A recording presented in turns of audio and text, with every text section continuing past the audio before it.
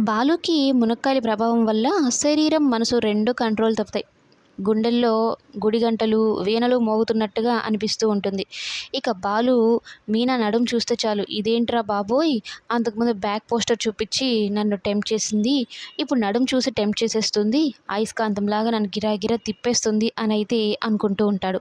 ఇక వీళ్ళిద్దరూ కలిసి సంతాన వేణుగోపాల స్వామి గుడికని వెళ్తారు కదా! ఆ ఊరు రోహిణి వాళ్ళ అమ్మ ఊరు. ఇక బాలు ఏమో సరదాగా నడుచుకుంటూ మీనాని తీసుకొని వాళ్ళ స్కూలు అంటే బాలు చదివిన స్కూల్‌నైతే చూపించడానికి తీసుకొని వెళ్తాడు.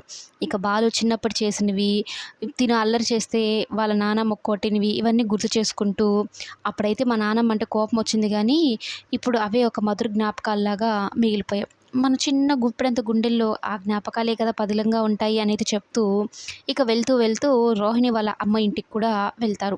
ఇక చింటూతో ఆడుకుంటూ ఉంటే మీనా పొరపాటుగా వెళ్ళిపోతాడు రోడ్లోకి ఆ బాబు. ఇంకా ఆ బాబుని కాపాడడం కోసం అన్నట్టు మీనా వెళ్తూ ఉంటుంది. ఇంతలో కారొచ్చి ఇద్దరిని డాష్ ఇవ్వబోతుంటే మీనా అయితే ఆ బాబుని కాపాడుతుంది. వాళ్ళు ఎంత పోకిరి ఎదవలంటే కనీసం మనుషులకి ఏమైందో కూడా చూసుకోకుండా వెక్కిలి నవ్వులు నవ్వుకుంటూ పడిపోయారు అంటూ వెళ్తూ ఉంటారనమాట. అయితే మన హీరో ఉన్నాడు కదా! వాళ్ళని ఎలా వదిలిపెడతాడు? బైక్ ఏసుకొని మరీ వాళ్ళని వెంటబడి వాళ్ళిద్దరికీ ఆ కార్‌లో ఉన్న వాళ్ళకి బుద్ధి చెప్పి మీనా కాళ్ళ దగ్గర తీసుకొని వస్తారు. "అమ్మ నువ్వైనా చెప్పమ్మా మమ్మల్ని కొట్టి చంపేసేలాగున్నాడు" అని చెప్తంతో ఇక మీనా వదిలేయండి అన్నట్టు చెప్తుంది. కానీ మీనా కాలికి దెబ్బ తగలడంతో బాలు విలవిలలాడిపోతాడు. అప్పుడు బయటపడుతుంది తన మనసులో ఉన్న ప్రేమంతా. మీనాకొక్క చిన్న దెబ్బతో సరిపోయింది కాబట్టి సరిపోయింది. లేదంటే మిమ్మల్ని ఏం చేసిన దాన్ని నాకే తెలీదురా అన్నట్టు వాళ్ళకి వార్నింగ్ ఇస్తూ ఉంటే, మీనా చాలా ఆశ్చర్యంగాను, ఆనందంగాను, షాక్ అయ్యి కూడా చూస్తూ ఉంటుంది. ఇంత ప్రేమ ఉందా? కానీ ఎందుకు ఎప్పుడు నన్ను కసురుకుంటూ ఉంటాడు అన్నట్టు మీనా బాలునే చూస్తూ ఉంటే, ఇక బాలు ప్రేమను చూసిన రోహిణి వాళ్ళ అమ్మ అయితే, ఎంత అదృష్టవంతురాలివమ్మా నువ్వు. చిన్న దెబ్బకే మీ ఆయన తట్టుకోలేకపోతున్నాడు.